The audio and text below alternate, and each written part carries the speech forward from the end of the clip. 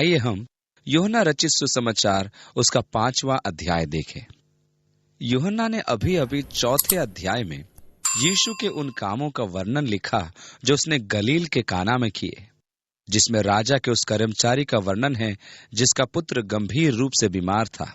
यीशु ने कुछ वचन बोले और 20 मील दूर परमेश्वर की आत्मा ने कार्य किया और उस कर्मचारी के पुत्र ने चंगाई पाई। इसलिए अब काना में उसकी सेवकाई के बाद और उस कर्मचारी के पुत्र की चंगाई के बाद आगे लिखा है, यहूदियों का एक पर्व था और यीशु यरूशलेम को गया। वहां भेड़ फाटक के पास एक कुंड है जो इब्रानी भाषा में बेतसहेदा कहलाता है। उसके 5 ओसारे हैं। उनमें बहुत से बीमार, अंधे, लंगड़े और सूखे अंग वाले पानी के हिलने की आशा में पड़े रहते थे, क्योंकि नियत समय पर परमेश्वर के स्वर्गदूत कुंड में उतरकर पानी को हिलाया करते थे। पानी हिलते ही जो कोई पहले उतरता वह चंगा हो जाता था, चाहे वह किसी भी बीमारी से ग्रसित क्यों न हो। वहां एक मनुष्य था जो 38 वर्ष से बीमारी में पड़ा था। यीशु ने उसे पड़ा हुआ देखकर और यह जानकर कि वह बहुत दिनों से इस दशा में पड़ा है, उससे पूछा, क्या तू चंगा होना चाहता है? उस बीमार ने उसको उत्तर दिया, हे प्रभु, मेरे पास कोई मनुष्य नहीं कि जब पानी हिलाए जाए तो मुझे कुंड में उतारे, परंतु मेरे पहुंचते पहुंचते दूसरा मुझसे पहले उतर जाता है। यीशु ने उससे कहा, उठ, अपना खाट उठा और चल फिर। इस प्रकार यूहन्ना हमें यीशु की सेवकाई के एक और कार्य से परिचित कराता है। हमें याद है कि यूहन्ना रचित सुसमाचार यीशु की सेवकाई के चुने हुए कार्यों का एक संकलन है।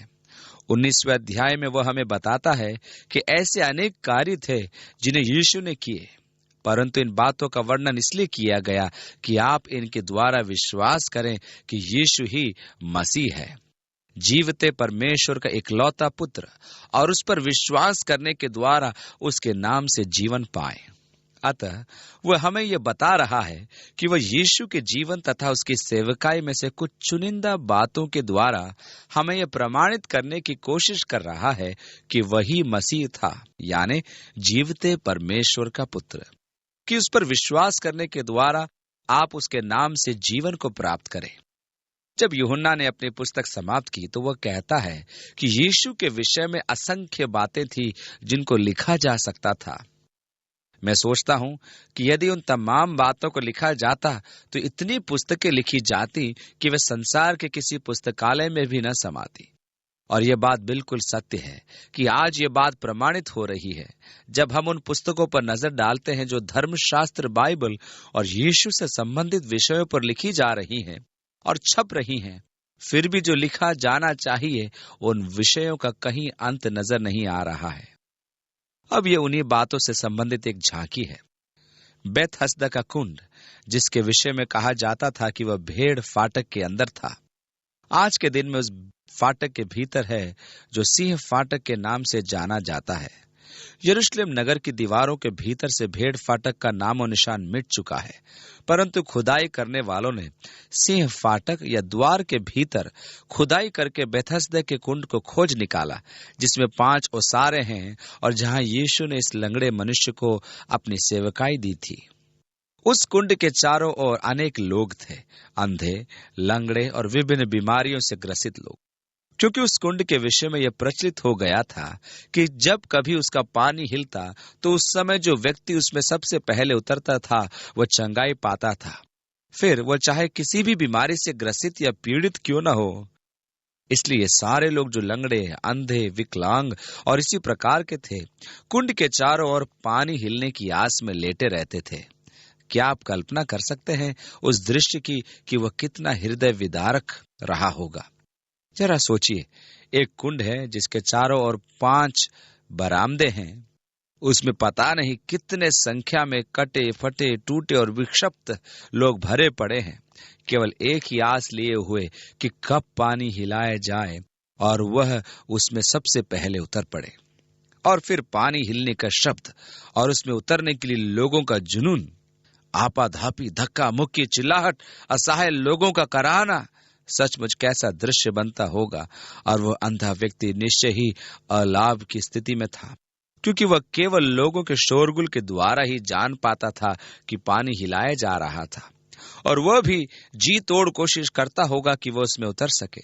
और सभी लोग सबसे पहले उतरने की कोशिश कर रहे थे, परंतु जो पहले उतरा उसने चंगाई पाई, चाहे कोई भी बीमारी क्यों न हो। आप कहते हैं ये सब तो ठीक है, लेकिन आप कैसे कह सकते हैं कि पहले वाला चंगाई पाता था? हम जानते हैं कि विश्वास में जबरदस्त सामर्थ है। यीशु ने कहा कि विश्वासी के लिए हर चीज संभव है। कितनी बार यीशु ने लोगों से कहा कि तेरे विश्वास ने तुझे चंगा किया है। विश्वास में सामर्थ है, शक्ति है। वो आपके लिए परमेश्वर के कार्यों को क्रियाशील करती है। और प्राय लोगों को अपना विश्वास जगाने के लिए एक संपर्क बिंदु की आवश्यकता होती है। कई बार विश्वास निराशावादी या सुप्त होता है। परमेश्वर में हमारा विश्वास प्राय निराशावादी या सुप्त होता है, परंतु ऐसा होना नहीं चाहिए। मैं इसकी वकालत नहीं कर रहा, मैं तो केवल तथ्यों का वर्णन कर रहा हूं। परंतु निराशावादी या सुप्त विश्वास अधिक फलदायक नहीं होता। मैं विश्वास करता हूं कि परमेश्वर सब कुछ कर सकता है। मैं विश्वास करता हूं कि परमेश्वर ने सृष्टि की रचना की, इसलिए मैं जानता हूं कि परमेश्वर सब कुछ कर सकता है। अपने निराशापूर्ण या सुप्त विश्वास के आधार पर मैं कह सकता हूं कि परमेश्वर कटी हुई बाह को नया कर सकता था। मैं इसलिए निराशापूर्ण या सुप्त विश्वास को व्यक्त कर रहा हूं, क्योंकि मेरे अंदर इस कथन पर विश्वास करने के लिए क्रियाशील विश्वास नहीं है। आप कहते हैं ठीक है, क्या तुम विश्वास करते हो कि परमेश्वर ने सृष्टि की रचना की? निश्चय ही। क्या तुम विश्वास करते हो कि परमेश्वर सब कुछ कर सकता है? हाँ, बिल्कुल। तब यदि निश्चय ही परमेश्वर सब कुछ करने में समर्थ है, तो वो मनुष्य की कटी हुई बाह के स्थान पर एक नई बाह लगा सकता है। मैं विश्वास करता हूं वो कर सकता है, लेकिन मैं नहीं विश्वास करता कि वो करेगा। इस प्रकार एक सुप्त अथवा निराशावादी विश्वास और जागृत या क्रियाशील विश्वास में आपने अंतर देखा है। एक जागृत क्रियाशील विश्वास हमेशा कहता है कि होगा। अब कई बार हमें किसी प्रकार के स्थान, किसी बिंदु अथवा अनुभव की आवश्यकता होती है, ताकि हम अपने निराशावादी अथवा सुप्त विश्वास को, जिसमें कुछ प्राप्त नहीं होता, जागृत या क्रियाशील विश्वास में, जिसके द्वारा बहुत कुछ होता है, परिवर्तित करें। और प्राय संपर्क बिंदु अत्यंत मूल्यवान होता है। अब इन लोगों के साथ संपर्क बिंदु का विकास इस सीमा तक हुआ कि जब भी पानी हिलाया जाता तो वे विश्वास करते थे कि जो भी पहले व्यक्ति पानी में उतरेगा वह चंगाई पाएगा, चाहे उसे कोई भी बीमारी अथवा रोग हो। और चूंकि उन्हें विश्वास था कि ऐसा ही होगा, इसलिए जैसे ही पहला व्यक्ति पानी को छूता था, उसे तुरंत विश्वास हो जाता था कि परमेश्वर उसे चंगाई दे रहा है। और चूंकि उसे विश्वास था कि परमेश्वर उसे चंगा कर रहा है, इसलिए वह चंगा हो जाता। उसका विश्वास क्रियाशील हो जाता था। वैसे ही जैसे उस स्त्री ने अपने मन में सोचा, जिस क्षण मैं उसके वस्त्र को छूंगी, मैं उस बीमारी से मुक्त हो जाऊंगी। और इसलिए वह भीड़ में से घुसती हुई यीशु के इतने निकट पहुंच गई कि वो उसका वस्त्र छू सकती थी। और जिस क्षण उसने छुआ, उसने विश्वास किया, उसका विश्वास जागृत हुआ और परमेश्वर की शक्ति ने उस पर कार्य किया और यीशु में से सामर्थ निकली और वो चंगी हो गई, क्योंकि परमेश्वर हमारे विश्वास का उत्तर देता है। आपका विश्वास ही आपके लिए बाधा या अनुग्रह बन सकता है। मैं किस पर विश्वास करता हूं, यह महत्वपूर्ण है। यदि मेरा विश्वास है कि किसी कार्य को परमेश्वर नहीं कर सकता या नहीं करेगा, तो प्राय होता यह है कि परमेश्वर नहीं करता। यदि मेरा विश्वास है कि किसी कार्य को परमेश्वर करेगा, तो प्राय परमेश्वर उस कार्य को करता है।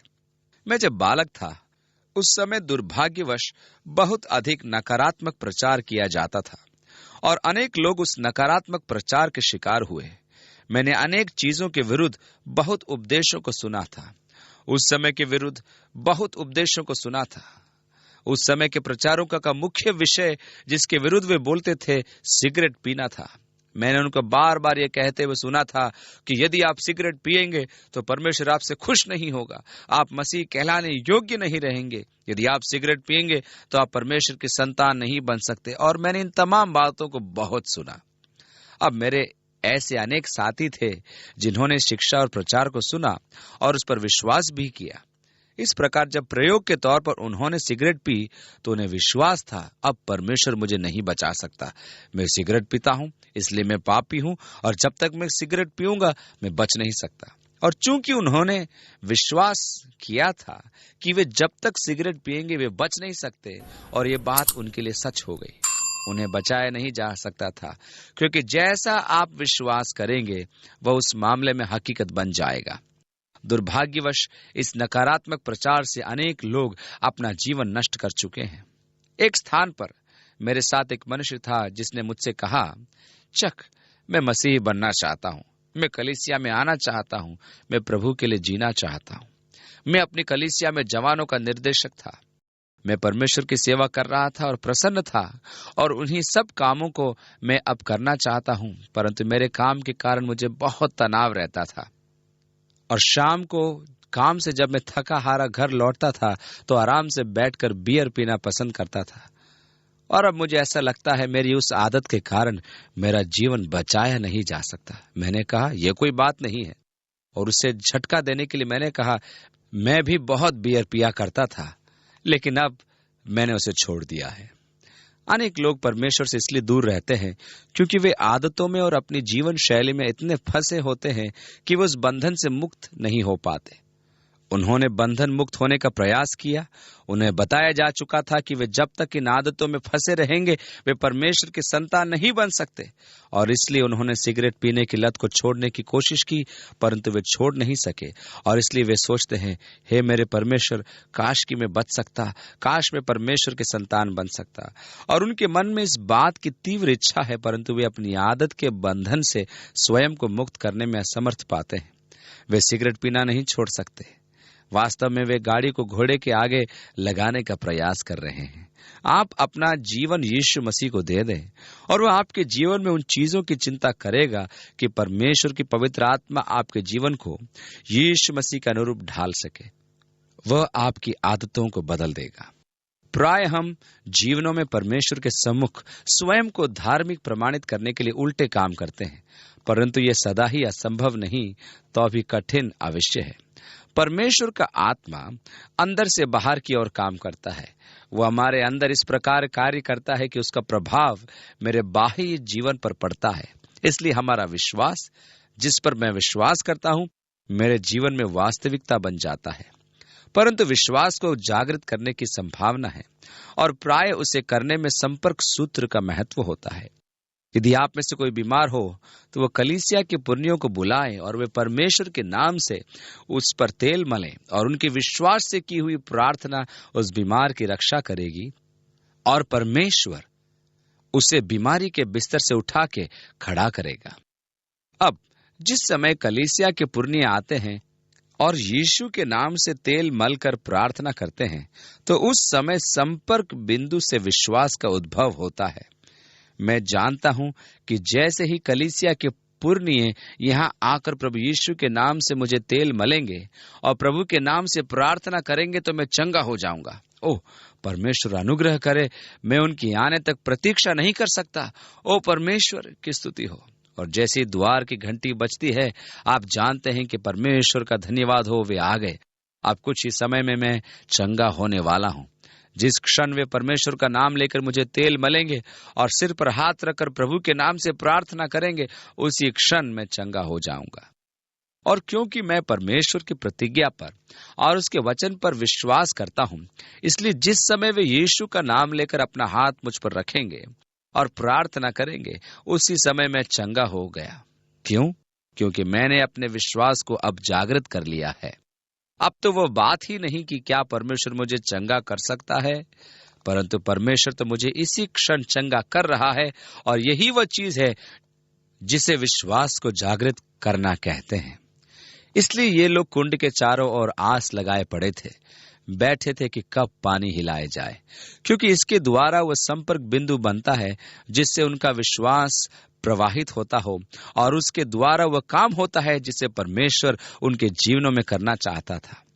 परंतु यह मनुष्य पिछले 38 साल से लकवे का रोगी था और वहां काफी दिनों से पड़ा था, परंतु वह इतना बेबस था कि जब कभी पानी हिलाया जाता तो इससे पहले कि वह अपना शरीर पानी में डाले, कोई उससे पहले ही पानी में चला जाता था। इस प्रकार इसी अवस्था में पड़े पड़े उससे वर्षों बीत गए और इसी आशा से प्रतीक्षा करता रहा कि कभी तो वह दिन आएगा जब वह पानी में उतरने वाला पहला व्यक्ति होगा। लेकिन हालात ऐसे थे कि उसका कोई ऐसा मित्र भी नहीं था जो उसकी मदद कर सके। आप जानते हैं कि जो लोग उसके चारों ओर थे और उसे पकड़े हुए थे कि जैसे ही पानी हिलाया जाए उसे अंदर फेंक दे, इस प्रकार वह एक आशा विहीन हालत में था। और यीशु ने उससे पूछा, क्या तू चंगा होना चाहेगा? और उसने अपनी समस्या यीशु के सन्मुख रखी। बेशक मैं चंगा होना चाहूंगा, परंतु कोई ऐसा नहीं जो मेरी सहायता करे। जब भी पानी हिलाया जाता है, कोई मुझसे पहले पानी में उतर जाता है। और फिर यीशु ने उसे उस असंभव कार्य को करने के लिए कहा, उठ, अपनी खाट उठा और चला जा। यीशु जिस प्रकार लोगों को असंभव कार्य करने की आज्ञा देता था, मुझे उसका तरीका पसंद आता है। क्योंकि जब कभी परमेश्वर आपको कोई असंभव कार्य करने की आज्ञा देता है तो आपके सामने दो विकल्प होते हैं। पहला विकल्प यह है कि आप यीशु द्वारा दी गई आज्ञा को मान लें, और दूसरा यह कि आप उस पर बहस करें। अब यह मनुष्य कह सकता था, जनाब, आप किसे मूर्ख बनाने की कोशिश कर रहे हैं? मैं आपसे कह चुका हूं कि मेरे पास कोई नहीं है जो मेरी सहायता करे, और इस समय तो पानी भी नहीं हिलाया जा रहा। आप क्या सोचते हैं, यदि मैं इस योग्य होता कि अपनी खाट उठा सकूं, तो क्या इतने वर्षों से यहाँ पड़ा रहता? मैं यहाँ 38 वर्षों से पड़ा हूं जनाब, और किसी प्रकार से खड़ा नहीं हो सकता।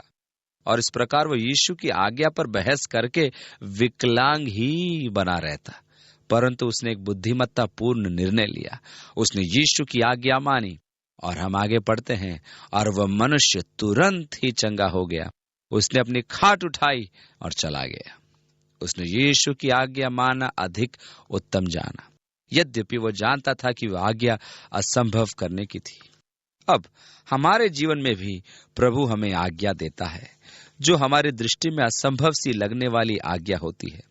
शायद हमारे जीवन में भी कोई ऐसा क्षेत्र हो जिसमें हमने वर्षों तक संघर्ष किया हो और जिसमें हमें पराजय की स्थिति में रखा गया हो, और प्रभु ने कहा, ठीक है, दोबारा ऐसा मत करना। हम कहते हैं, प्रभु, आप नहीं जानते कि मैं इसे कितना छोड़ना चाहता हूँ। ओह, आप नहीं जानते कि जब मैं इस कार्य को करता हूँ तो कितना परेशान होता हूँ। इसे करने में मुझे कोई आनंद नहीं आता। और हम यीशु से बहस करते हैं और उसे बताते हैं कि हमने कब कब छोड़ने की कोशिश की। हम उसे अपने उन कार्यक्रमों के विषय में बताते हैं जिनसे हम संलग्न हैं। उन सारी पुस्तकों के विषय में प्रभु यीशु से बताते हैं जिन्हें हमने पढ़ा है। उस धन के विषय में जिसे हमने अपने व्यवहार शैली को बदलने में खर्च किया, और फिर भी हम वैसे ही रहे। हम उसकी आज्ञा मानने के बजाय उससे बहस करते रहते हैं। अब एक चीज जो हमें अवश्य सीखनी है वो यह है कि यद्यपि यीशु हमें एक असंभव सी लगने वाली आज्ञा देता है, परंतु वो उससे करने के लिए विकल्प खुले रखता है। यदि हम करना चाहें, यदि हमारी इच्छा हो, तो वह हमें उस घड़ी उस कार्य को करने की पूर्ण क्षमता, पूर्ण शक्ति और पूर्ण योग्यता देता है। उससे बहस मत करिए, बस उससे कहिए, हाँ जनाब, और उसे कर डालिए। क्योंकि यदि तुम्हें उसकी आज्ञा माननी पड़े तो वह तुरंत ही तुम्हें वह सब आवश्यक वस्तुएं उपलब्ध कराएगा जो उसकी आज्ञा मानने के लिए आवश्यक है। इसलिए हम प्राय उन आज्ञाओं की तरफ देखते हैं और कहते हैं, प्रभु, यह असंभव है, अब और अधिक नहीं, क्योंकि उसने मुझे इसे करने के लिए कहा था, और चूंकि यह तथ्य है कि उसने मुझे यह करने के लिए कहा, वो मुझे इसे करने की क्षमता भी देगा। इस प्रकार वो मनुष्य चंगा किया गया। उसने अपनी खाट उठाई और चला गया, परंतु वे इस बात पर गौर नहीं कर रहे थे कि वह कौन सा दिन था। 9वीं आयत में लिखा है, और वह सब्त का दिन था।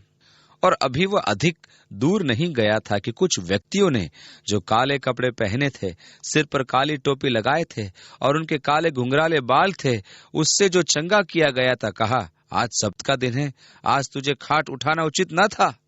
मनुष्य का परंपराओं का पालन करना मेरे लिए एक रुचिकर विषय है, परंतु वास्तव में जिस बात को देखकर मुझे आश्चर्य होता है वो ये है कि इन परंपराओं ने मनुष्य के जीवन में कितना पक्का स्थान बना लिया है। आप जानते हैं, मेरे विचार में इन परंपराओं से मुक्त होना शायद सबसे कठिन बात है। इन परंपराओं से मुक्त होना शायद पहाड़ ढकेलने जैसा ही कठिन है। दुर्भाग्यवश कलीसिया में भी अनेक परंपराओं ने जन्म ले लिया है। कलीसिया की परंपराएं जिनकी जड़ें धर्म में बेबीलोन के रहस्यों तक फैली है, परंतु अब वे कलीसिया की परंपरा का एक भाग है। परंतु चूंकि ये परंपरा है, ये हमारे अंदर इतनी गहराई से समाई हुई है कि जब मार्टिन लूथर ने इन्हें तोड़ना चाहा, हालांकि उसने तोड़ा भी, फिर भी उसमें की समस्त बुराइयां समाप्त नहीं हुई, क्योंकि उसके द्वारा प्रोटेस्टेंट सुधारवाद लाया गया, जो बहुत कुछ बाबुल के रहस्य धर्म रीति के अनुरूप ही था। इसलिए जैसा कि यीशु ने यूहन्ना के माध्यम से मुखरित सुधारवाद के विषय में सरदीस की कलीसिया को लिखवाया, उसने कहा, क्योंकि मैंने तेरे किसी काम को अपने परमेश्वर के निकट पूरा नहीं पाया। तुम्हारे अंदर अभी भी बहुत सी बातें तुम्हें फंसाए हुए हैं, जिनका संबंध रहस्यमयी बाबुल के धर्म से है और जिनका यीशु की देह में कोई स्थान नहीं। परंतु परंपराओं से मुक्त होना अत्यंत कठिन है।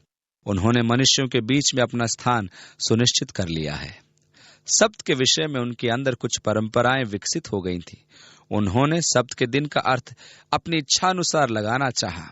उनके पास मिशना या तालमुद था, जो मूसा की व्यवस्था पर टिप्पणियां थी, और मिशना में सब्त के दिन की व्याख्या 23 अध्यायों में की गई है। परमेश्वर ने कैसे कहा, तू सब्त के दिन को याद रखने के लिए पवित्र जान कि तू 6 दिन तक अपने सब काम करेगा, परंतु 7वां दिन विश्राम का दिन है, इसलिए सब्त के दिन को याद रखो, उससे पवित्र रखो। अब उन्होंने इस विशेष व्यवस्था की व्याख्या आरंभ करनी चाहिए, और मिशना के 23 अध्यायों में आप व्यवस्था का अनुवाद पाएंगे कि उन व्याख्याओं का सब्त के दिन पर क्या प्रभाव पड़ा। अब एक बार जब हम सब्त के दिन यरूशलेम में थे, हमारी बस सड़क पर जा रही थी, और वहां एक छोटा यहूदी लड़का था जो लगभग 10 या 12 साल का होगा। उसने काले रंग के कपड़े पहने हुए थे, सिर पर काली टोपी थी और लंबे घुंघराले बाल थे। और जब बस उसके पास से गुजरी तो उसे एहसास हुआ कि बस सब्त के दिन चल रही थी, और वो हमें देखकर भांति भांति से मुंह बनाने लगा। अंत में उसने हमें जीभ चिढ़ाई, क्योंकि हमने सब्त के दिन बस में सफर करने का दुस्साहस जो किया। मेरा अनुमान है कि उसका हमें यूं मुंह चिढ़ाना व्यवस्थानुसार ही था। किंतु यरूशलेम नगर में कुछ क्षेत्र ऐसे थे जहां हम बस नहीं ले जा सकते थे। मियां शरीम के इलाके में कुछ क्षेत्र ऐसे थे जहां मार्गों पर अवरोधक लगे हुए थे, और यदि हमने उस क्षेत्र से बस निकालने का प्रयत्न किया होता तो यद्यपि सब्त के दिन के वजन उठाना व्यवस्था के विरुद्ध था, तो भी उन्होंने हम पर पत्थरवा किया होता व्यवस्थानुसार। उन्होंने उस मनुष्य को रोक लिया। वह सब्त के दिन अपनी खाट उठाकर जा रहा है। अरे दोस्त, आज सब्त का दिन है, आज के दिन खाट उठाना व्यवस्थानुसार उचित नहीं है। और उसने उन्हें उत्तर दिया, जिसने मुझे चंगा किया उसी ने मुझसे कहा, अपनी खाट उठा के चल फिर। अब इसमें कोई शक नहीं कि वे उस व्यक्ति को जानते थे। यरूशलेम में वैसे तो ज्यादा मनुष्य नहीं थे, लेकिन वह क्या मनुष्य था जो लगभग 38 साल से अपंग पड़ा था, और लोगों के बीच उसकी अलग पहचान थी। लोग उसे जानते थे और पहचानते थे, और अब वह इस तथ्य से लोगों का ध्यान अपनी तरफ आकर्षित कर रहा था कि वह चंगा हो चुका था। निश्चय ही जो 38 वर्ष के लंगड़ेपन से मुझे चंगा कर सकता है, अवश्य ही उसके वचन में अधिकार है, और इसलिए उसने मुझसे कहा कि अपनी खाट उठा के चल फिर। 12वीं आयत में लिखा है, और उन्होंने उससे पूछा, वह कौन मनुष्य है जिसने तुझसे कहा, खाट उठा और चल फिर? परंतु जो चंगा हो गया था वह नहीं जानता था कि वह कौन है, क्योंकि उस स्थान में भीड़ होने के कारण यीशु वहां से हट गया था। इन बातों के बाद वह यीशु को मंदिर में मिला। यीशु ने उससे कहा, देख, तू चंगा हो गया है, फिर से पाप मत करना, ऐसा न हो इससे कोई भारी विपत्ति तुझ पर आ पड़े। अब इस विशेष प्रकरण में ऐसा लगेगा कि यीशु ने उस मनुष्य की बीमारी को उसके जीवन के कुछ पापों से संबंधित कर दिया था। फिर से पाप मत करना, ऐसा न हो इससे कोई भारी विपत्ति तुझ पर आ पड़े। इस बात की संभावना है कि पाप और किसी बीमारी में कुछ संबंध हो, परंतु इसको एक आम बात समझना सरासर गलत होगा, और यह कहना कि किसी भी बीमारी अथवा रुग्णावस्था का सीधा संबंध कुछ प्रकार के पाप से है, यह बहुत गलत होगा। यही गलती अय्यूब को तसल्ली देने वालों ने की थी, और यह एक ऐसी गलती है जिसे प्राय मनुष्य अपनी अर्धचेतन अवस्था में अपने मस्तिष्क में करते हैं, जब कोई मनुष्य काफी बीमार या संक्रामक हो जाता है। और दुर्भाग्यवश ऐसे प्रचारकों की कमी नहीं जो ऐसे भ्रामक विचारों का पोषण करते हैं। यदि तुम में जरा भी विश्वास होता, तुम चंगे हो सकते थे। केवल अपने मार्ग सीधे करो। परमेश्वर हरेक को चंगाई देना चाहता है, और यदि तुम्हें चंगाई नहीं मिल रही है, इसका अर्थ है कि तुम्हारे जीवन में कुछ गड़बड़ियां हैं, तुम्हारे विश्वास में कुछ कमी है। और वे क्या कर रहे थे कि बेचारे रोगी मनुष्य पर भारी बोझा लाद रहे हैं, जिसकी उसको कोई जरूरत नहीं। उनके मन में दोष भावना जागृत करने से उनकी हालत और नाजुक बन जाती है। मुझे पूरा यकीन है कि ऐसे तसल्ली देने वालों के लिए परमेश्वर के पास विशेष न्याय है। वह मनुष्य यीशु के विषय में नहीं जानता था कि वह कौन है, जब तक कि यीशु ने उसे मंदिर में न पाया, और उसकी दशा का उसके जीवन के पाप से कुछ संबंध अवश्य था। इसलिए यीशु ने उससे चिताया, अपने मार्ग पर चल और फिर पाप न करना, ऐसा न हो कि इससे कोई भारी विपत्ति तुझ पर आ पड़े। यीशु ने सिखाया कि जब दुष्टात्मा किसी मनुष्य को छोड़ती है, तो वह भूखे स्थानों से जाते हुए किसी घर को ढूंढती है कि वो कहाँ रहे, और जब उसे कोई स्थान नहीं मिलता तो लौटकर फिर उसी घर में आती है जहां से उसे निकाला गया था। और उसी घर को जब वह साफ सुथरा पाती है, तो बाहर जाकर और 7 दुष्टात्मा को अपने साथ ले आती है, ताकि वहां आराम से रहे। इसी कारण उस व्यक्ति की हालत पहले से भी बदतर होती जाती है। हमें धर्मशास्त्र में बताया गया है कि मनुष्य के लिए अधिक श्रेयस्कर है कि वह सच्चाई के मार्गों को न पहचाने, परंतु यदि वह उन्हें पहचाने अथवा उन पर चलता है और फिर उनसे हट जाता है, तो यह अत्यंत दुखदाई है।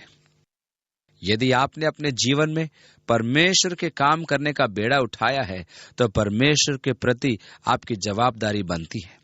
यदि आप किसी कार्य के लिए परमेश्वर के समीप आते हैं, तो निश्चय ही उसके प्रति आपकी भी जिम्मेदारी है। केवल परमेश्वर के कामों के प्रति समर्पण काफी नहीं है, अपितु अपना जीवन उससे समर्पित करें। यह जीवन आखिर उसी का दिया हुआ है। 15वीं आयत में लिखा है, और वो मनुष्य चला गया और उसने यहूदियों से कहा कि वह यीशु ही था जिसने मुझे चंगा किया। और ये एक ऐसी बात थी जिसके लिए यहूदियों ने कभी भी यीशु को क्षमा नहीं किया, और आखिरकार यही कारण उसको क्रूस पर ले गया, क्योंकि उसने तथाकथित शब्द के नियमों का उल्लंघन किया था।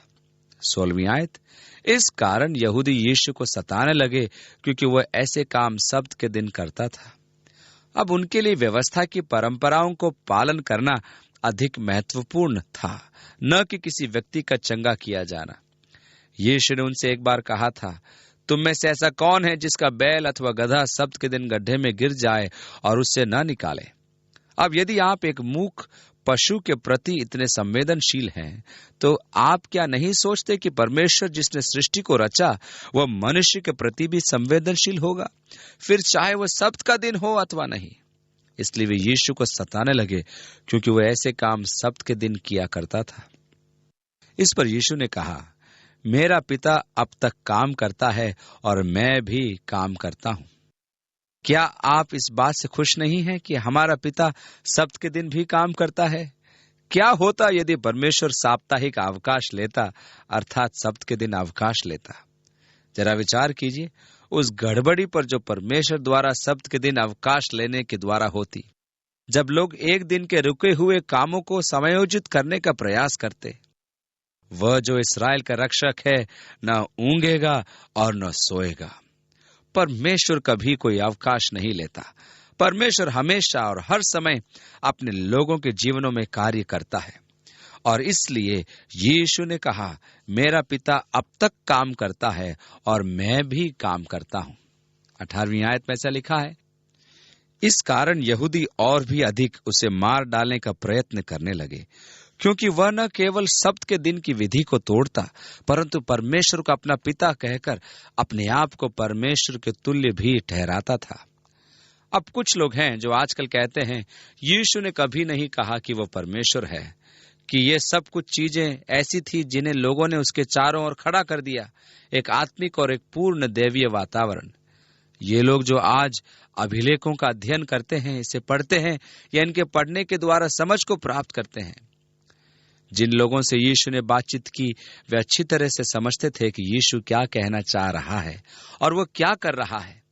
उनके मन में लेश मात्र को भी संशय नहीं था कि वह कौन से अधिकार प्राप्ति की बात कर रहा था, क्योंकि वो कह रहा था कि वह परमेश्वर का पुत्र था। वे जानते थे कि वह स्वयं को परमेश्वर के तुल्य बना रहा था और वे इसी बात के कारण उसे मारना चाहते थे।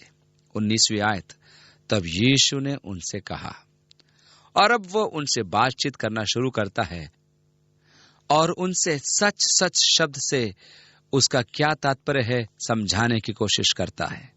शब्द का दोहराया जाना उसके महत्व को बताता है, अर्थात ठीक है, अब इसे सुनो।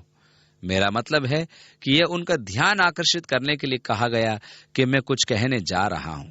19वीं आयत में आगे, मैं तुमसे सच सच कहता हूं, पुत्र आपसे कुछ नहीं कर सकता, केवल वह जो पिता को करते देखता है, क्योंकि जिन जिन कामों को वो करता है उन्हें पुत्र भी उसी रीति से करता है।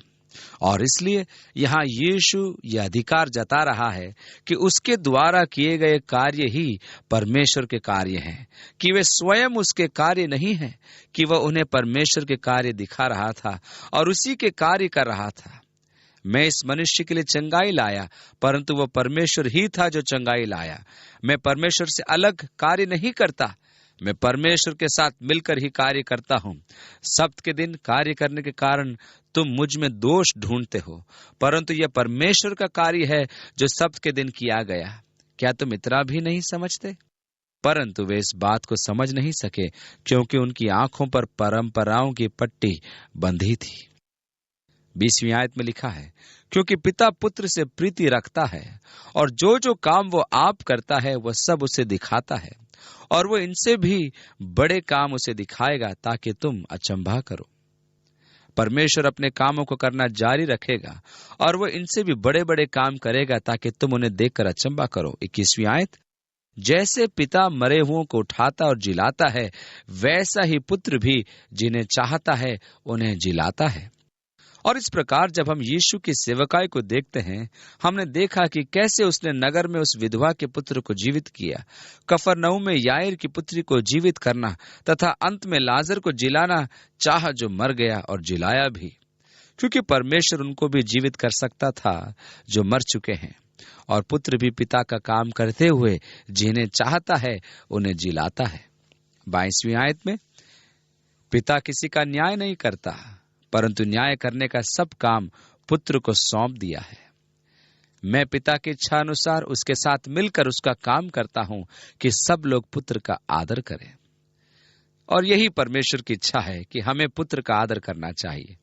अब एक झूठे संप्रदाय का एक निशान यह है कि वे पुत्र का आदर करने में असफल रहते हैं। अब 3 चीजें हैं जिन पर हमेशा शैतान आक्रमण करने की ताक में रहता है। पहला, परमेश्वर का वचन, दूसरा, मसीह का दैवीय स्वरूप, और तीसरा, पवित्र आत्मा के कार्य। वो परमेश्वर के कार्यों पर आक्रमण कर रहा है, वो परमेश्वर के वचन पर हमला करता है, वो पवित्र आत्मा के कार्यों पर हमला करता है। इसी कारण परमेश्वर ने अपने कार्यों को करने के लिए यीशु को माध्यम बनाया। 23वीं आयत में आगे लिखा है कि सब लोग जैसे पिता का आदर करते हैं वैसे ही पुत्र का भी आदर करें। जो पुत्र का आदर नहीं करता वो पिता जिसने उसे भेजा है आदर नहीं करता। अनेक लोग ऐसे हैं जो कहते हैं, ठीक है, मैं परमेश्वर पर विश्वास तो करता हूं, परंतु यीशु की आवश्यकता नहीं समझता। मैं वास्तव में यीशु के विषय में नहीं जानता। यीशु खुलेआम कह रहा है, देखो, यदि तुम मेरा आदर नहीं करते तो तुम पिता का भी आदर नहीं करते। और इसलिए यहोवा विटनेस और ये जो यीशु को आदर नहीं करते, यद्यपि वे दावा करते हैं कि हम यहोवा के गवाह हैं, वास्तव में वे पिता का आदर नहीं करते। 24वीं आयत में आगे लिखा है, मैं तुमसे सच सच कहता हूं, जो मेरा वचन सुनकर मेरे भेजने वाले पर विश्वास करता है, अनंत जीवन उसका है। यीशु के वचन पर विश्वास करना पिता पर विश्वास करना है जिसने उसे भेजा है। और आगे 24 में लिखा है, और उस पर दंड की आज्ञा नहीं होती, परंतु वह मृत्यु से पार होकर जीवन में प्रवेश कर चुका है, जो मेरा शब्द सुनता है। अर्थात जो मेरे वचन का पालन करता, उसका आदर करता और परमेश्वर पर विश्वास करता है, वह अनंत जीवन पा चुका है। तुम पर दंड की आज्ञा नहीं होगी, परंतु तुम मृत्यु से पार होकर जीवन में प्रवेश कर चुके हो। अब देखिए कि मनुष्य ने कलीसिया के आरंभ से इसकी किस प्रकार विवेचना की है, और हम मनुष्य पर कितने नियम कानून लगाते और पाबंदियां ठोकते हैं कि हम कहें क्या तुम जानते हो, यदि तुम इन और इन बातों का पालन करो तो समझो तुम्हारे सारे पाप धुल गए और तुम परमेश्वर के संतान बन गए। इन नियमों का पालन करो और इन विधियों को पढ़ो और उनका अनुगमन करो, अपना दशवांश अदा करो और इसी प्रकार की अनेक बातें। और हम उन पर यह सारा बोझ लाद देते हैं। जबकि यीशु ने कहा, सुनो, यदि केवल तुम मेरे वचनों को सुनो और उस पर विश्वास करो जिसने मुझे भेजा है, तो तुम अनंत जीवन के भागी होगे। तुम पर दंड की आज्ञा नहीं होगी और तुम मृत्यु से पार होकर जीवन में प्रवेश करोगे। ये शैतान के द्वारा ही परमेश्वर के संतानों पर विपत्तियां लाई जाती है और वह इन कामों में बहुत प्रवीण है। वह कभी समाप्त नहीं करता। प्रकाशित वाक्य की पुस्तक में स्वर्गदूत चिल्लाते हैं, पृथ्वी पर के रहने वालों पर हाय हाय, क्योंकि हमारे भाइयों पर दोष लगाने वाला, जो रात दिन हमारे परमेश्वर के सामने उन पर दोष लगाता था, गिरा दिया गया है। भाइयों पर दोष लगाने वाला, यह शैतान की एक पदवी अथवा दूसरे शब्दों में उसकी पहचान है। और वह किस प्रकार हम पर दोष लगाता है? परंतु यदि तुम यीशु की आवाज सुनो और परमेश्वर पर विश्वास करो तो तुम अनंत जीवन के वारिस होंगे। तुम्हारे ऊपर दंड की आज्ञा नहीं होगी और तुम मृत्यु से पार होकर जीवन में प्रवेश करोगे। आगे लिखा है, मैं तुमसे सच सच कहता हूं, वह समय आता है और अब है जिसमें मृतक परमेश्वर के पुत्र का शब्द सुनेंगे और जो सुनेंगे वे जिएंगे। यीशु शीघ्र ही अधोलोक में उतरने वाला है और वहां बंदीगृह की आत्माओं में प्रचार करेगा ताकि उन्हें बंधन से मुक्त करे। वह समय आ रहा है, बिल्कुल आ चुका है कि मृतक परमेश्वर का शब्द सुने और जो सुनेंगे वे जिएंगे। 26वीं आयत में लिखा है, क्योंकि जिस रीति से पिता अपने आप में जीवन रखता है, उसी रीति से उसने पुत्र को भी यह अधिकार दिया है कि अपने आप में जीवन रखे। जब हम यूहन्ना के सुसमाचार में देखते हैं तो हम पाते हैं कि यीशु ने कहा, कोई भी मनुष्य मुझसे मेरा जीवन नहीं लेता, मैं स्वयं अपना जीवन देता हूं। मुझे उसे देने का भी अधिकार है और मुझे उसे लेने का भी अधिकार है, क्योंकि जिस रीति से पिता अपने आप में जीवन रखता है, उसी रीति से उसने पुत्र को भी अधिकार दिया है कि अपने आप में जीवन रखे। वरन उसे न्याय करने का भी अधिकार दिया गया, इसलिए कि वह मनुष्य का पुत्र है। 28वीं आयत में लिखा है, इससे अचंभा मत करो, क्योंकि वह समय आता है कि जितने कब्रों में हैं वे उसका शब्द सुनकर निकल आएंगे। यीशु सेवकाई के विषय में कह रहा था, जिसे वह अपने विश्वासियों के साथ अथवा प्रति जो अब्राहम के साथ परमेश्वर की प्रतिज्ञा के पूरे होने की प्रतीक्षा कर रहे थे, जो विश्वास में मरे थे किंतु जिन्होंने प्रतिज्ञा को नहीं पाया, परंतु उसे दूर से आता देख गले लगाने को आतुर थे। विश्वास से उसमें स्थिर रहे और उस उद्धार के पूरे होने की बाट जो रहे थे। 29वीं आयत से आगे लिखा है, जिन्होंने भलाई की है वे जीवन के पुनरुत्थान के लिए जी उठेंगे और जिन्होंने बुराई की है वे दंड के पुनरुत्थान के लिए जी उठेंगे। और मैं अपने आप से कुछ नहीं कर सकता, जैसा सुनता हूं वैसा न्याय करता हूं और मेरा न्याय सच्चा है, क्योंकि मैं अपनी इच्छा नहीं परंतु अपने भेजने वाले की इच्छा चाहता हूं। वह पुनः कह रहा है कि वह पिता के साथ पूरे तालमेल के साथ कार्य कर रहा है। आगे वह फिलिप्पुस को बताएगा, मैं जो कार्य करता हूं स्वयं अपने आप से नहीं करता, परंतु मेरा पिता जो मुझ में रहता है वही ये कार्य करता है। उसी प्रकार की गवाही वह यहाँ दे रहा है। पुत्र आपसे कुछ नहीं कर सकता, केवल वह जो पिता को करते देखता है। मैं पिता के कामों को तुम्हारे बीच में करता हूं। 31वीं आयत, यदि मैं आप ही अपनी गवाही दूं तो मेरी गवाही सच्ची नहीं। और अब वो अपने विषय में गवाही की बात करने जा रहा है, परंतु उसने कहा, यदि मैं स्वयं अपनी गवाही दूं तो मेरी गवाही सच्ची नहीं। अब जबकि वह सच्ची गवाही नहीं होगी, परंतु यदि वह स्वयं अपनी गवाही देगा तो उसकी गवाही को स्वीकार नहीं किया जाएगा। 32 से आगे लिखा है, एक और है जो मेरी गवाही देता है और मैं जानता हूं कि मेरी जो गवाही वह देता है वह सच्ची है। तुमने यूहन्ना से पूछवाया और उसने सच्चाई की गवाही दी है, परंतु मैं अपने विषय में मनुष्य की गवाही नहीं चाहता। तो भी मैं ये बात इसलिए कहता हूं कि तुम्हें उद्धार मिले। वो तो जलता और चमकता हुआ दीपक था और तुम्हें कुछ देर तक उसकी ज्योति में मगन होना अच्छा लगा। इसलिए यदि मैं स्वयं अपनी गवाही दूं तो भी मेरी गवाही सच्ची है। परंतु यूहन्ना ने मेरी गवाही दी और तुमने उसकी बातें सुनी और उसकी बातों से तुम संतुष्ट हुए। परंतु उसने कहा, मैं अपने विषय में यूहन्ना की गवाही को अंतिम प्रमाण के रूप में स्वीकार नहीं करता कि मैं कौन हूं, परंतु मेरे पास जो गवाही है वह यूहन्ना की गवाही से बड़ी है, क्योंकि जो काम पिता ने मुझे पूरा करने को सौंपा है, अर्थात यही काम जो मैं करता हूं, वे मेरे गवाह हैं कि पिता ने मुझे भेजा है। और यहाँ यीशु अपने उद्गम की गवाही के रूप में उसके द्वारा किए गए कार्यों की और उसके द्वारा किए गए आश्चर्य कर्मों की दुहाई दे रहा है। अब निकुदेमुस उसके पास आया और कहा, गुरु, हम जानते हैं कि तू परमेश्वर की ओर से गुरु होकर आया है, क्योंकि कोई इन चिन्हों को जो तू दिखाता है, यदि परमेश्वर उसके साथ न हो तो नहीं दिखा सकता। और जब निकुदेमुस उसके पास आया तो वह उसके द्वारा किए गए कामों की गवाही के रूप में मानता है। फिलिप्पुस ने प्रभु से कहा, प्रभु, तू केवल हमें पिता को दिखा दे तो वही हमारे लिए काफी होगा। और यीशु ने कहा, फिलिप्पुस, मैं इतने दिनों से तुम्हारे साथ हूं, क्या तुमने अभी तक मुझे नहीं देखा?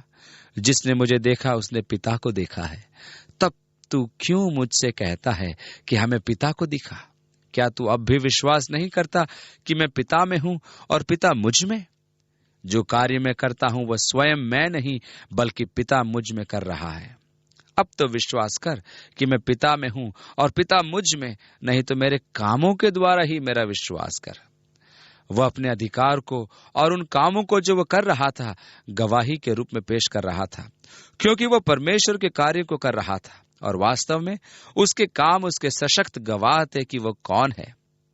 और इस बात से इनकार करना कि यीशु ही परमेश्वर का पुत्र मसीह है, उन सब आश्चर्य कर्मों और उन कामों से इनकार करना है जो उसके द्वारा किए गए।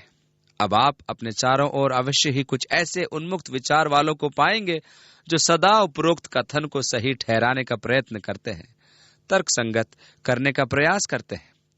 और जब हम अगले अध्याय में प्रवेश करते हैं तो देखते हैं कि यीशु ने 5 रोटी और 2 मछली से 5,000 की भीड़ को खिलाया। तो लोग, कई तरह के लोग बातें बनाते और बताते हैं कि उन दिनों प्रत्येक जन अपना दिन का भोजन अपने चौगे की ढीली और लंबी आस्तीन में रखता था, जो कलाई पर बंधी रहती थी। और वे लोग सब स्वार्थी थे, और यदि कोई अपना भोजन किसी कारणवश नहीं लाया तो भी वे उसके साथ अपना भोजन बांटना नहीं चाहते थे। और वे स्वार्थीपन से वहां बैठ गए और दूसरों के सामने अपना भोजन नहीं करना चाह रहे थे, ताकि किसी को देना न पड़े। परंतु आखिरकार एक प्यारा सा बेटा सामने आया और कहा, लो यीशु, मैं आपको अपने हिस्से का खाना देता हूं। लोग उस प्यारे बच्चे के इस निस्वार्थ उदाहरण से इतने प्रभावित हो गए कि कोई चीज उनके मर्म को भेदती हुई निकल गई और एक आश्चर्य कर्म हो गया। उन सबों ने अपनी अपनी आस्तीनों को ढीला किया और एक दूसरे के साथ अपने अपने भोजन को बांटा। और क्या आप जानते हैं कि पेट भर भोजन करने के पश्चात भी बचे हुए टुकड़ों के 12 से भी अधिक टोकरे उठाए गए। प्रेम, बलिदान और त्याग की भावना का क्या ही अनूठा उदाहरण उस छोटे बालक द्वारा प्रस्तुत किया गया। और जो पाठ हम इसके द्वारा सीखते हैं कि छोटे बालक भी हमें दया धर्म का पाठ सिखा सकते हैं। इसलिए एक स्थान पर यीशु ने कहा कि जब तक तुम्हारा मन बालकों की तरह न हो, तुम स्वर्ग के राज्य में प्रवेश नहीं कर सकते। निस्वार्थ, निश्चल, निष्कपट और परमेश्वर का राज्य। वास्तव में यीशु पानी पर नहीं चल रहे थे, वह तट के किनारे चल रहे थे और चेले लगभग किनारे पर पहुंच ही रहे थे और उन्हें इस बात का बिल्कुल एहसास नहीं था। और इसलिए यीशु पानी में होकर आगे बढ़ा और नाव पर चढ़ गया और वे किनारे पर पहुंच गए। कोई समस्या नहीं। बेचारे पतरस की आवाज ऐसी बंद हो गई थी कि वह अंदाजा नहीं लगा पाया और डूबने लगा और उससे मदद के लिए चिल्लाना पड़ा। ऐसा ही है ना, आंकड़े गलत नहीं बोलते, परंतु गलत बोलने वाले मुखर होते हैं। लोग ऐसी ही बातें बनाते और सिखाते हैं। और पिता स्वयं जिसने मुझे भेजा है उसी ने मेरी गवाही दी है। पिता मेरा गवाह है। जब यीशु को बपतिस्मा दिया गया, परमेश्वर ने स्वर्ग से बोला और कहा, यह मेरा प्रिय पुत्र है जिससे मैं प्रसन्न हूं। पिता ने ही मेरी गवाही दी है। परंतु यीशु उसका संदर्भ नहीं दे रहे थे। वे तो पुराने नियम के वचनों के विषय में कह रहे थे, जहां पुराने नियम में परमेश्वर ने गवाही दी थी कि वह अपने पुत्र को इस संसार में भेजेगा। 37वीं आयत में लिखा है, पिता ने मेरी गवाही दी है, तुमने न कभी उसका शब्द सुना और न उसका रूप देखा है। और आगे लिखा है, तुम पिता को नहीं जानते, न तुमने पिता की आवाज सुनी है, क्योंकि तुम पवित्र शास्त्र में ढूंढते हो। अब इस बात को प्राय गलत प्रकार से समझा जाता है। लोग सोचते हैं कि यीशु कह रहा है तुम घर जाओ और पवित्र शास्त्र में ढूंढो। वह यह नहीं कह रहा है, वह कह रहा है तुम करो। तुम पवित्र शास्त्र में ढूंढते हो क्योंकि समझते हो कि उसमें अनंत जीवन तुम्हें मिलता है, और यह वही है जो मेरी गवाही देता है। पतरस ने अपनी पत्री में कहा, क्योंकि जब हमने तुम्हें अपने प्रभु यीशु मसीह की सामर्थ का और आगमन का समाचार दिया था, तो वह चतुराई से गढ़ी हुई कहानियों का अनुकरण नहीं था, वरन हमने आप ही उसके प्रताप को देखा था। तब हम उसके साथ पवित्र पहाड़ पर थे, परंतु हमारे पास जो भविष्यद्वक्ताओं का वचन है वह इस घटना से दृढ़ ठहरा। मैंने उसे अपनी आंखों से देखा, लेकिन मैं तुमसे उस पर विश्वास करने के लिए नहीं कह रहा हूं जिसे मैंने अपनी आंखों से देखा। जो कुछ हमने देखा हमारे पास उससे भी बढ़कर है। हमारे पास परमेश्वर का वचन और पुराना नियम में परमेश्वर की गवाही है, और यदि तुम पवित्र शास्त्र में खोजो तो तुम पाओगे कि वे यीशु मसीह की गवाही देते थे। समस्त पुराना नियम उसी का एक गवाह था जो आने को था। जैसा कि यीशु ने कहा, मैं आया हूं जैसा कि पवित्र शास्त्रों में मेरे विषय में लिखा है कि मैं, हे प्रभु, तेरी इच्छा पूरी करूं। वह ये घोषणा करता है कि पुराना नियम की पुस्तकों में जो कुछ लिखा है वह यीशु मसीह के विषय में लिखा गया। अब वह उनसे कह रहा है, तुमने वास्तव में उसकी आवाज को, अर्थात परमेश्वर की आवाज को सुना ही नहीं है। तुम पवित्र शास्त्र में ढूंढते हो क्योंकि तुम समझते हो कि उसमें तुम्हारे लिए जीवन है, परंतु वास्तव में तुमने परमेश्वर की आवाज को सुना ही नहीं, क्योंकि वे पवित्र शास्त्र मेरी गवाही देते हैं। फिर भी तुम जीवन पाने के लिए मेरे पास आना नहीं चाहते। मैं मनुष्य से आदर नहीं चाहता, परंतु मैं तुम्हें जानता हूं कि तुम में परमेश्वर का प्रेम नहीं। मैं अपने पिता के नाम से आया हूं और तुम मुझे ग्रहण नहीं करते। यदि अन्य कोई अपने ही नाम से आए तो उसे ग्रहण कर लोगे। यहाँ संदर्भ मसीह विरोधी का है जो शीघ्र ही परिदृश्य पर आने वाला है। और यद्यपि यहूदियों ने यीशु मसीह को नकार दिया, वे इस मनुष्य को गले लगाएंगे जो एक छलावे के साथ शांति और समृद्धि का कार्यक्रम लेकर उपस्थित होगा। यदि आप किसी कट्टर यहूदी से बात करें तो वे आपको बताएंगे कि वे अपने मसीही को पहचान लेंगे, क्योंकि वह आएगा और अपने साथ उनका मंदिर भी लाएगा। और आज वे अपने मंदिर के पुनर्निर्माण का स्वप्न संजोए बैठे हैं, किंतु वे किसी ऐसे व्यक्ति की प्रतीक्षा में हैं जो मंदिर पुनर्निर्माण में उनकी अगुवाई करे। और वह व्यक्ति चाहे कोई भी हो, उसको वे मसीहा जैसे अपनी पलकों पर बिठाएंगे। और मंदिर पुनर्निर्माण के चिन्ह की प्रतीक्षा में ही वे बैठे हैं कि देखें ये कार्य किस व्यक्ति द्वारा किया जाता है। परंतु चूंकि उन्होंने परमेश्वर के पुत्र के विषय में ठोकर खाई है, वे धोखा भी खाएंगे। और जो व्यक्ति मंदिर पुनर्निर्माण के संबंध में उनकी अगुवाई करने जा रहा है वो मसीह विरोधी होगा, जो स्वयं अपने नाम से आ रहा होगा। परंतु वह अर्थात यीशु मेरे पिता के नाम से आया और मेरे पिता के अधिकार से आया, परंतु तुमने उसे ग्रहण नहीं किया। और यह व्यक्ति स्वयं अपने नाम से आता है और तुम उसे ग्रहण कर लोगे। और वह आने वाला व्यक्ति जो लोगों का राजकुमार होगा, वह लोगों के साथ एक वाचा बांधेगा, परंतु सप्ताह के मध्य में ही वो वाचा तोड़ देगा और घृणा और द्वेष का ऐसा वातावरण तैयार कर देगा कि संभवतः लोग आपस में लड़ मरेंगे और वह स्थान निर्जन हो जाएगा। तब वह 3.5 वर्ष के पश्चात मंदिर में आने वाला है और वह घोषणा करता हुआ आएगा कि मैं ईश्वर हूं और मेरी उपासना करो। और उसके इन घृणित कार्यों से परमेश्वर का कोप भड़केगा और उन लोगों पर उंडेला जाएगा जो मसीह विरोधी हैं। 44वीं आयत में आगे लिखा है, तुम जो एक दूसरे से आदर चाहते हो और वो आदर जो एकमात्र परमेश्वर की ओर से है नहीं चाहते, किस प्रकार विश्वास कर सकते हो? एक बात जो मुझे सबसे ज्यादा परेशान करती है वह यह है कि दूसरों के आत्मसम्मान को अनावश्यक बढ़ाना, उसके ऊपर सम्मान, गौरव और प्रशंसाओं का ढेर लगाना। जब मैं एक संप्रदाय का सदस्य था तो उस समय मेरे सामने जो सबसे विकट समस्या जिससे होकर मुझे गुजरना पड़ता था वो थी कोई धार्मिक सभा जहां लोग खड़े होकर एक दूसरे का सम्मान करते थे। वक्ताओं के परिचय के समय मुझे कड़वे घूंट पीने पड़ते थे, और जब वे खड़े होकर परमेश्वर के कार्यों का वर्णन करने के लिए लंबी चौड़ी भूमिकाएं बांधते थे कि आज के दिन को परमेश्वर ने बहुत ही आशीषित किया है ताकि उसकी महिमा और गौरव हो सके, और फिर वो व्यक्ति खड़ा होता जिसको बोलना था और वो उस व्यक्ति के विषय में 2-4 सुंदर सुंदर बातें बोलता जिसने उसका गौरवशाली परिचय कराया था।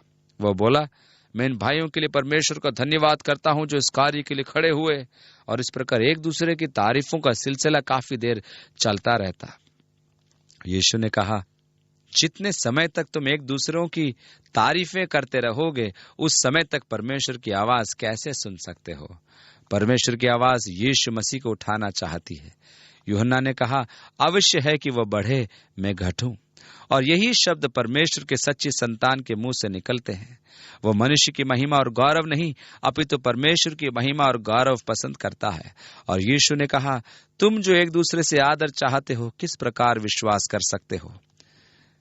44 और 45 में लिखा है, तुम जो एक दूसरे से आदर चाहते हो और वह आदर जो एकमात्र परमेश्वर की ओर से है नहीं चाहते, कि किस प्रकार विश्वास कर सकते हो? वही तो है जो तुम पर दोष लगाएगा अथवा लगाने जा रहा है। अब व्यवस्था तो मूसा के द्वारा आई, अनुग्रह और सच्चाई यीशु मसीह के द्वारा। यीशु ने कहा, मैं संसार पर दोष लगाने नहीं आया हूं, बल्कि इसलिए कि यह संसार मेरे द्वारा बचाया जाए। और जो विश्वास करेगा उस पर दोष नहीं लगाया जाएगा, परंतु जो विश्वास नहीं करेगा वह पहले ही श्रापित हो चुका है। दोष लगाने वाला तो मूसा है। व्यवस्था मूसा के द्वारा आई। मूसा ने तुम्हें बताया कि परमेश्वर कैसे चाहता है कि तुम अपना जीवन व्यतीत करो, और तुमने उस स्तर के अनुसार अपना जीवन व्यतीत नहीं किया। इसलिए व्यवस्था स्वयं मनुष्य पर दोष लगाने वाली है। न तो वो मुक्ति दिलाने वाली है और न उद्धार दिलाने वाली। व्यवस्था तुम्हें नहीं बचा सकती, वो तुम्हें धर्मी नहीं बना सकती। व्यवस्था तुम्हें बताती है कि परमेश्वर की कसौटी से आप कितने कम है। ये मत सोचना, यीशु ने कहा, कि मैं वहां पिता के सामने खड़ा होकर तुम पर दोष लगाऊंगा। जिस पर तुमने विश्वास किया वही तुम पर दोष लगाएगा। मूसा वही तुम पर दोष लगाएगा, क्योंकि तुमने मूसा पर विश्वास किया। 46वीं आयत में आगे लिखा है, उसने कहा, क्योंकि यदि तुम मूसा का विश्वास करते तो मेरा भी विश्वास करते, इसलिए कि उसने मेरे विषय में लिखा है। इसलिए प्रथम 5 पुस्तकों में खोजो तो तुम्हें मिल जाएगा। जैसा कि यीशु ने कहा, तुम पवित्र शास्त्र में ढूंढते हो क्योंकि समझते हो कि उसमें अनंत जीवन तुम्हें मिलता है, और यह वही है जो मेरी गवाही देता है। आप पवित्र शास्त्र की प्रथम 5 पुस्तकों को भली भांति पढ़ें और उन्हें अच्छी तरह से समझें। आप देखेंगे कि उनके विवरणों में मूसा यीशु के ही विषय में उन तमाम बलिदानों के प्रसंगों के माध्यम से बात कर रहा है। वह यीशु के विषय में बात कर रहा है जो संसार के मनुष्यों के लिए पाप बलि के रूप में चढ़ाया जाने वाला था। परंतु यदि तुम उसकी लिखी हुई बातों पर विश्वास नहीं करते तो मेरी बातों पर कैसे विश्वास करोगे? क्योंकि वास्तव में मूसा मेरे ही वचनों की घोषणा कर रहा था। यीशु यहाँ पुराने नियम का लेखक होने का दावा कर रहा है।